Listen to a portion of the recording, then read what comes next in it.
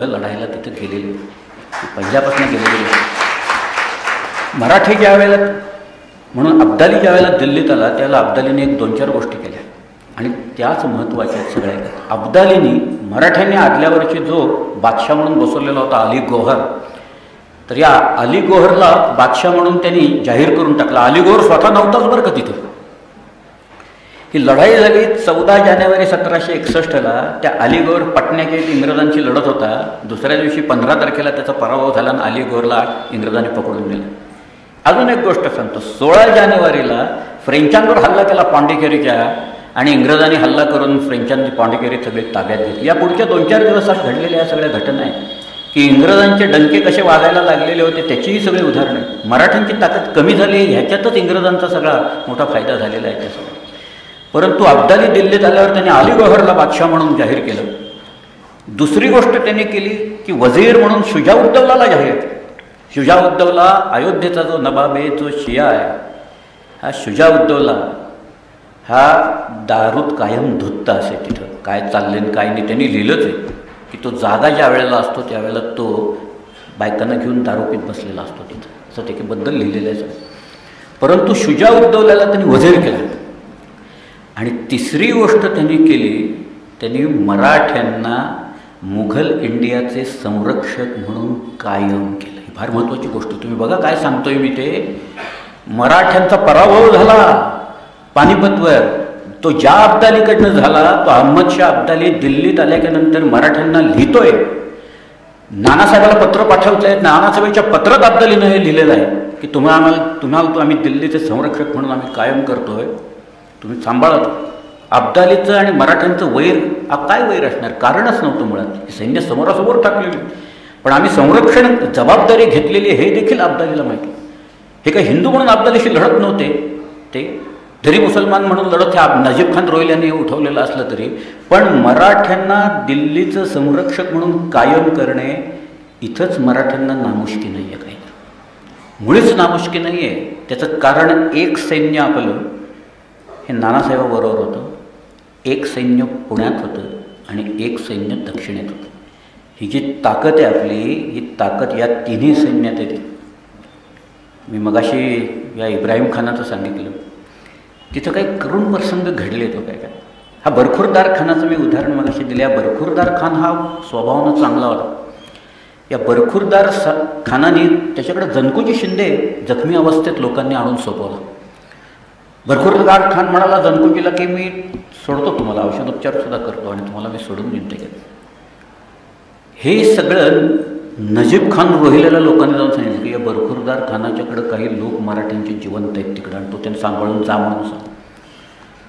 आणि ज्यावेळेला अब्दालीनं काही लोक पाठवायचं ठरवलं की बरखुरदार खानाच्या पोटात की ही मंडळी मराठा मंडळी आहेत का खरं, ती जर का सापडली असती तर त्यांनी त्या बरखुरदार खानाला मारलंही असतं. परंतु हे बरखुरदार खानाला ज्यावेळेला कळलं की आपलं ते सगळे झडती घ्यायला लोक पाठवले आहेत अब्दालीनं, तेव्हा त्यांनी या सगळ्या मराठा जी त्याच्या हातात आलेले होते मराठी मंडळी, त्या सगळ्यांना ठार मारा आणि त्यांची प्रेतं पुरून टाका म्हणून सांगितलं.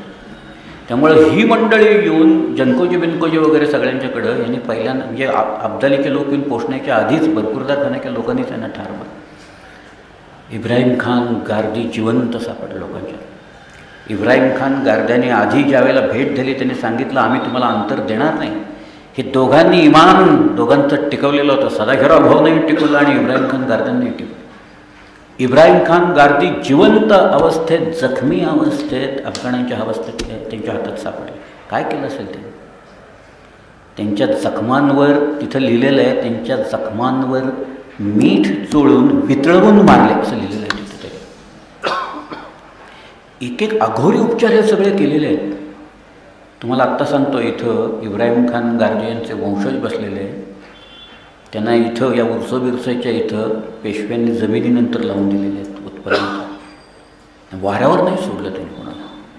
अजून एक गोष्ट सांगतो त्याच्यात, नानासाहेब पेशवा बसलेला होता. नानासाहेब पुण्याला आला. नानासाहेबांनी एक पत्रही भाऊला लिहिलेलं होतं.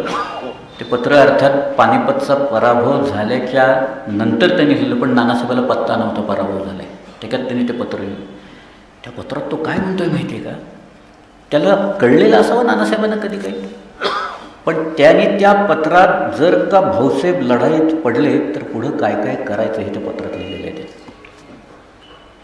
काही काही बारीक सारीक गोष्टी आहेत, अनेक पत्र आहेत मिळालेली आहेत, या अब्दालीची पत्र आहेत. ह्या सगळ्या पत्रातनं आपल्याला काय कुणाचं मन काय वाक्यच त्यांचे सगळे ते आपल्याला कळत जातं सगळं. नानासाहेब जो होता, नानासाहेबाला कळल्याच्या नंतर नानासाहेब हादरला सगळं. एक म्हणजे त्याचा सदाशिवराव भाऊवर भयंकर जीव होता. नानासाहेबाच्या नंतर त्याचे जे 2 भाऊ होते, बाजीरावाचे 2 पुत्र रामचंद्र आणि जनार्दन, हे दोघं गेलेले होते. त्याला राघोबा राहिलेला होता. नानासाहेबाचं वय 40 वर्षाचं, नजीब खान रोहिलेचं वय तेवढंच.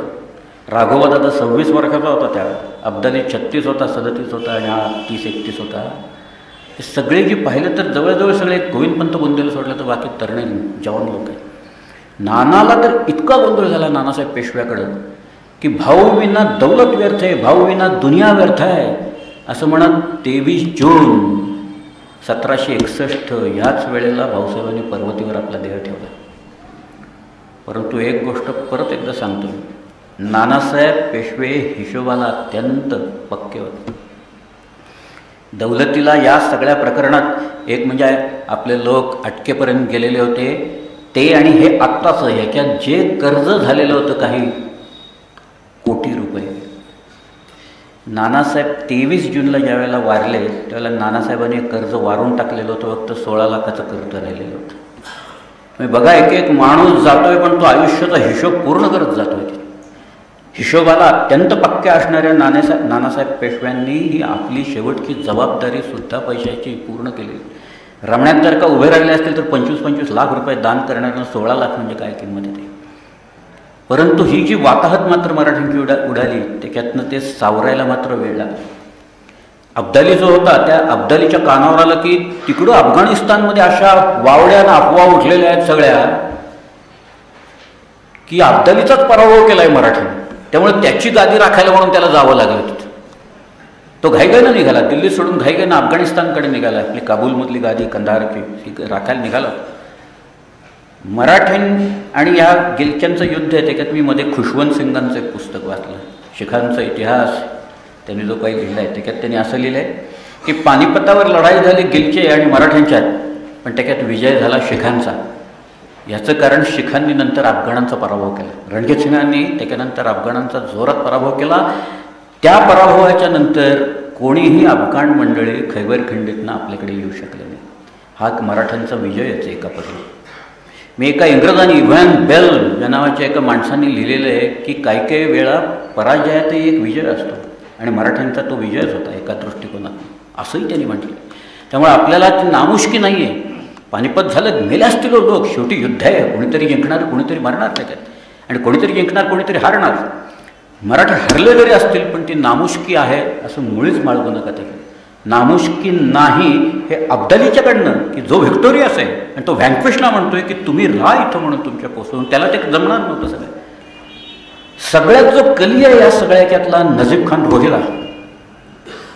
हा नजीब खान अत्यंत रोगाने व्यापलेला होता, सगळं गुप्तरोग झालेला होता, इंद्रियातनं पू व्हायचा आहे वगैरे सगळी वर्णनं या नजीब खान रोहिल्याची आहेत. पण नजीब खान पुढं काही वर्षात वारला.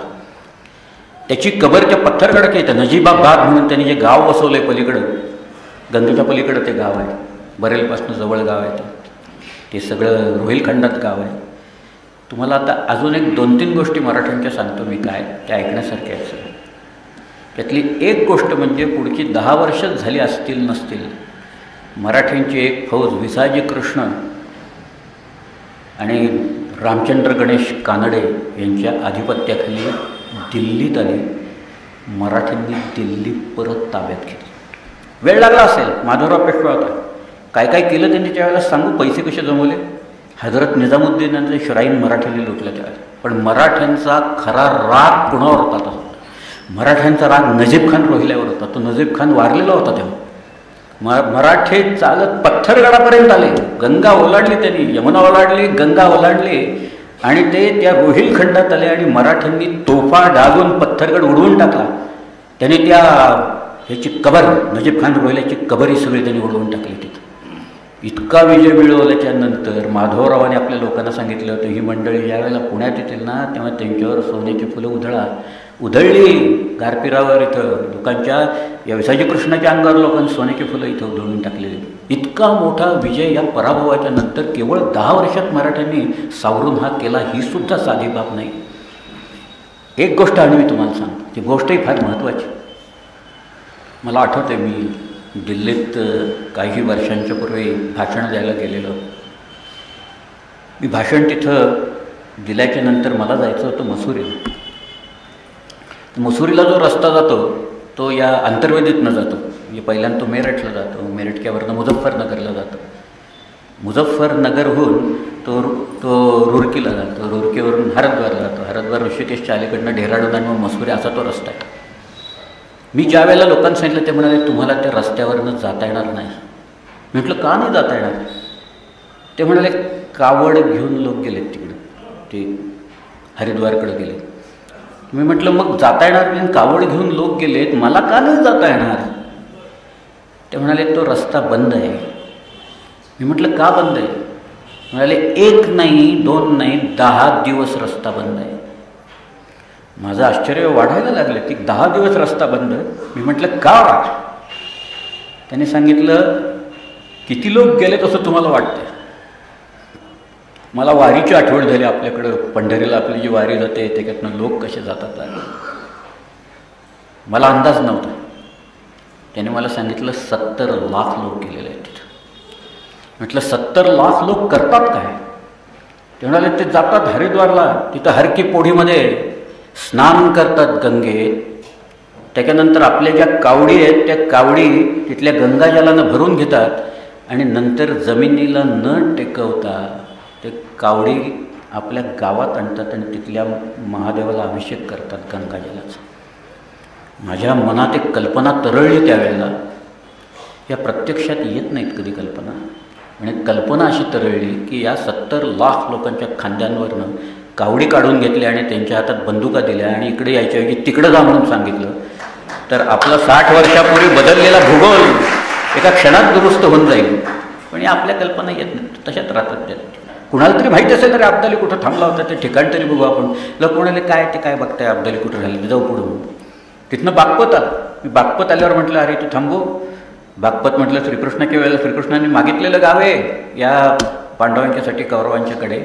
ते म्हणाले, काही नाही, ते काही थांबायला नको. अरे म्हटलं, इथनं वरती गेल्या की नंतर गौरीपुरा म्हणून गाव आहे ना, 24 ऑक्टोबर 1760 अब्दाली यमुना ओलांडून म्हटलं तो इथं आला, ते गाव, तिथं आपण जाऊया ना, बघूया ना ते गाव.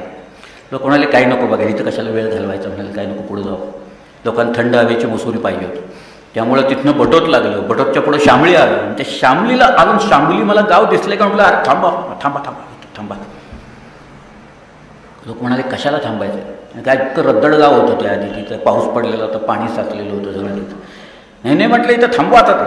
पण आम्ही गाडी थांबवली आणि उतरल्यावर एक 5-25 लोक जमले बरं का सगळे तिथे. म्हणाले, कहाँ से आए, कहाँ जाना है? म्हटलं, हम आए महाराष्ट्र से, हम जा रहे डेहराडून. एक गोष्ट म्हटलं मला सांगा, इथं घोसगड किल्ला कुठे आहे? ते म्हणाले, कशाला पाहिजे तुम्हाला घोसगड? म्हटलं, तुम्ही मला सांगा फक्त घोसगड कुठे आहे, मग तुम्हाला मी सांगतो मला घोसगड का पाहिजे. ते म्हणाले, साहब वो दूरी पर वो टीला दिख रहा है ना, वही घोसगड है. ते म्हणाले, सांगा आता तुम्ही कशाला पाहिजे तुम्हाला. मी ही कथा त्यांना सांगितली. ही कथा ही पानिपतच्या त्या पराजयावर किती मात करणारी आहे बघा. आता त्याचं एक अत्यंत उत्कृष्ट ज्वलन